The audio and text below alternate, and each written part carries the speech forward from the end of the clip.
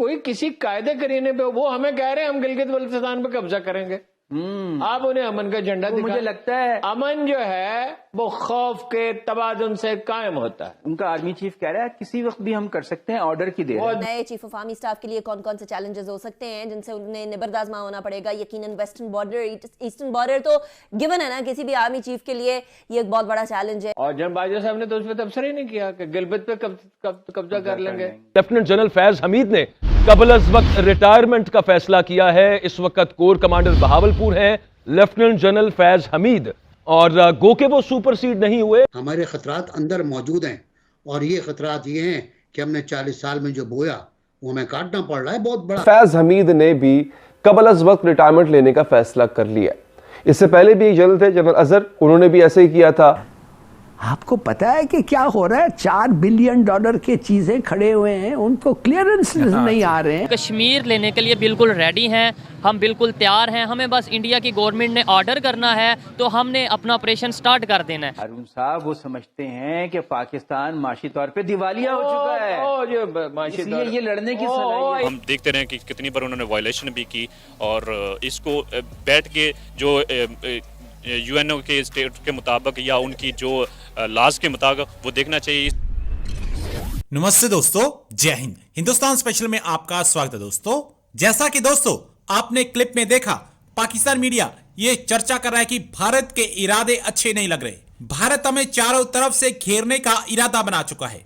इस वक्त पाकिस्तानी मीडिया में लेफ्टिनेंट जनरल उपेंद्र त्रिवेदी की स्टेटमेंट का खौफ साफ तौर पर देखा जा सकता है। दूसरी तरफ पाकिस्तानी मीडिया पाकिस्तानी फौज में बगावत होने के आसार मिलने से काफी परेशान दिखाई दे रहा है, क्योंकि पूर्व आईएसआई चीफ फैज हामिद ने वक्त से पहले ही रिटायरमेंट लेने का फैसला कर लिया है, और पाकिस्तानी आर्मी के एक और जनरल अजहर अब्बास ने भी रिटायरमेंट का फैसला कर लिया है। जिन 6 आर्मी के जनरल को आर्मी चीफ बनाने की पेशकश की गई थी, उनमें से इन दोनों जनरलों ने वक्त से पहले ही रिटायरमेंट लेने का फैसला किया है। अब पाकिस्तानी मीडिया में यह चर्चा बड़े जोरों शोरों से हो रही है, इन दोनों जर्नलों को आर्मी चीफ नहीं बनाया गया, इसीलिए अब ये अपनी सर्विसेज पाकिस्तान को नहीं देना चाह रहे। फिर एक सवाल ये पूछा करण थापर ने, क्या उसका नाम है इंडियन का, उसे पूछा या करण थापर ने पूछा ना कि जी क्या इनका रवैया जनरल बाजवा जैसा होगा। जनरल बाजवा तो चाहते थे इंडिया से ताल्लुकात नॉर्मल और तजारत का फरोग चाहते थे, इमरान खान उसमें रुकावट बने रहे। जनरल बाजवा साहब ने तो आखिर में कश्मीर का नाम लेना ही छोड़ दिया था ना। क्या ये अपना जो है सीज फायर है जो 2003 में था, जिसके फिर तजदीद हुई 2021 में, क्या वो कायम? उन्होंने कहा हाँ सीज फायर कायम रहेगा। मतलब मुराद ये थी कि वो एक प्रैक्टिकल समझदार आदमी है और दाखिली हालात भी पाकिस्तान के ऐसे हैं। तो ये अभी देखिए बहुत तवक्कुआत उनसे कायम कर ली गई हैं। बुनियादी तवक्को तो ये है जी कि इंतखाबी सियासत में देखिए इनपुट तो उन्हें देनी है डिफेंस में, ठीक है। फॉरेन पॉलिसी में भी चूंकि पाकिस्तान की खास सूरत हाल है, इनपुट तो वो देंगे कि आदमी दिल्ली में नाश्ता करे, दोपहर का खाना लाहौर में खाए और शाम का खाना काबुल में कहीं गुजर गया है कोई। वैसे क्या हर्ज है, तिजारत होगी। ओहो, तो मैं सवाल का पहले आपसे अर्ज कर चुका कि भाई अमन चाहिए, अमन से तो अच्छी कोई चीज ही नहीं है। सिर्फ पागल लोग ही अमन की मुखालफत कर सकते हैं ना, मगर हमारे कश्मीरी भाई भी तो हैं। मगर ये तो कोई किसी कायदे करीने पे, वो हमें कह रहे हैं हम गिलगित बल्तिस्तान पे कब्जा करेंगे। आप उन्हें अमन का झंडा दिखाएं। मुझे लगता है अमन जो है वो खौफ के तबादुन से कायम होता है। उनका आर्मी चीफ कह रहा है किसी वक्त भी हम कर सकते हैं, ऑर्डर की देर है। नए चीफ ऑफ आर्मी स्टाफ के लिए कौन कौन से चैलेंजेस हो सकते हैं जिनसे उन्हें निबरदाज़मा होना पड़ेगा? यकीनन वेस्टर्न बॉर्डर, ईस्टर्न बॉर्डर तो गिवन है ना, किसी भी आर्मी चीफ के लिए ये एक बहुत बड़ा चैलेंज है। कश्मीर LOC एक बहुत बड़ा चैलेंज है यकीनन, लेकिन उसके साथ साथ आने वाले आर्मी चीफ के लिए फौज की री इमेज बिल्डिंग, एक बार फिर से उनका इमेज बिल्ड करना, कंसोलिडेट करना सारे मामलात को, एक वो चैलेंज भी यकीनन होगा। जितना जनरल कियानी की बात था, जनरल कियानी के तो में ब्रिगेडियर साहब एग्री करेंगे इस बात से कि बहुत मसले थे उस वक्त, और उस वक्त भी फौज का इमेज इतना अच्छा नहीं था। इस वक्त उतना बुरा नहीं है, इतना बुरा नहीं है, क्योंकि इस वक्त अवाम भी इस तरह तकसीम है कि उनमें कुछ 60% है, कुछ 40% है, इस तरह होता है। और जनरल बाजवा ने बहुत उम्दा काम किया है। उनकी जो पहली तकरीर थी बाजवा डॉक्ट्राइन इस काम कहते हैं, वो यही था कि हमें बाहर से नहीं अंदर से खतरा है।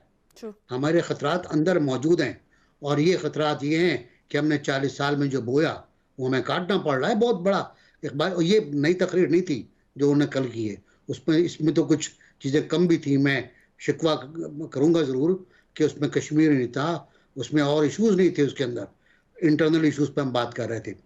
तो यकीनी तौर पर मईशत एक बहुत बड़ा मसला है हमारा।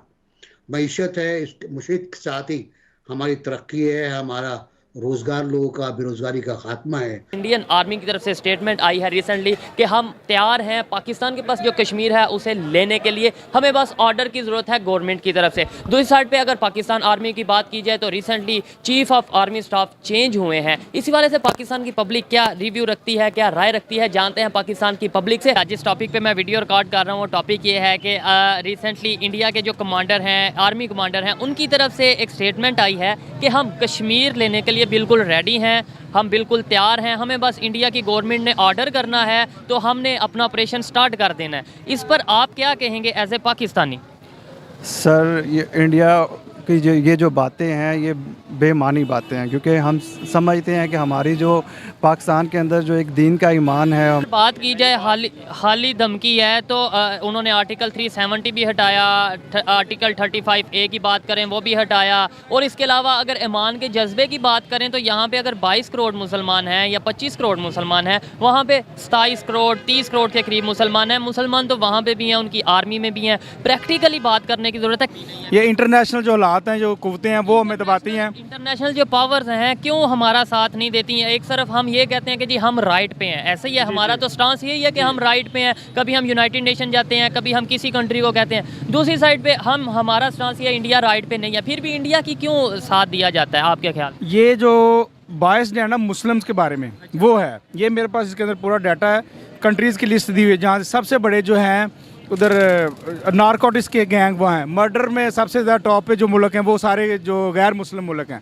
हर तरह के आप देख लें, जो जितनी बुराइयों के, प्रोस्टिट्यूशन का देख लें और मामला देख लें, टॉप 10 जो कंट्रीज़ हैं सारे गैर मुस्लिम कंट्रीज़ हैं, और यहाँ पे बदनाम मुसलमानों को किया जाता है। हाँ, लेकिन देखें इस्लामोफोबिया की भी बात की जाती है, दहशत की भी बात की जाती है कि इस्लाम या मुसलमान, वो मुसलमान तो यही सामने पे गलत हैं। हमारे में भी बुराइयां हैं, सब कुछ है, लेकिन जो लेवल है टॉप 10 की उन्होंने बात की है। ये नहीं कि यहाँ कुछ नहीं और हम बड़े नेक पाक हैं। गलतियाँ हमारे में भी, टॉप में वो हैं लेकिन बदनाम हम हैं, ये वजह है। और मुसलमान हम हैं, अपनी हमारा जो किरदार या अमल है उसमें खराबियाँ, उस वजह से हम उनके नीचे लगते हैं। कुछ बात की है कि मतलब मुसलमानों के अगेंस्ट हैं, तो मुसलमानों के अगेंस्ट में सिर्फ पाकिस्तान के अगेंस्ट ही क्यों आ जाता है? सऊदीया है, सऊदीया के तो एक मतलब पावर मानी जाती है। इसलिए पावर मानी जाती है कि सऊदीज जो हैं वो उनके बिल्कुल जो है ना स्लेव्स वाला हिसाब है कि सारा सऊदी का निज़ाम उनके हाथ में।